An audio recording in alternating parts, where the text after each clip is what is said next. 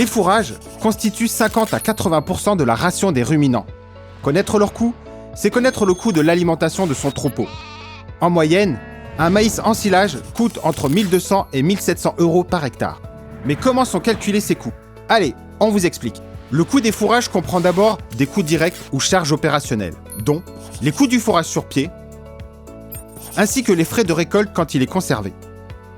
Mais il comprend aussi des coûts indirects dans les charges de structure, dont les frais de mécanisation de la culture, les frais de distribution du fourrage stocké et les frais de main-d'œuvre mobilisés à chaque étape.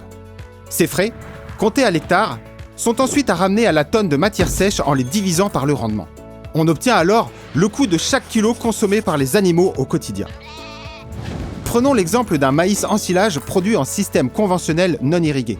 On comptabilise les semences, les produits phytosanitaires, les frais de récolte, la mécanisation, les frais liés au foncier, au stockage et à la distribution. Soit un coût total de 1200 € à 1700 € par hectare. Avec l'effet rendement, le coût est de 120 à 200 € par tonne de matière sèche.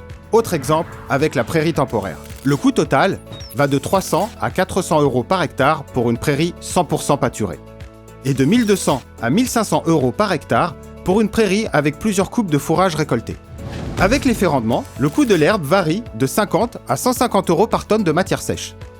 De nombreux facteurs peuvent avoir un impact sur les coûts comme l'évolution des charges ou encore les pertes possibles lors de la phase de conservation.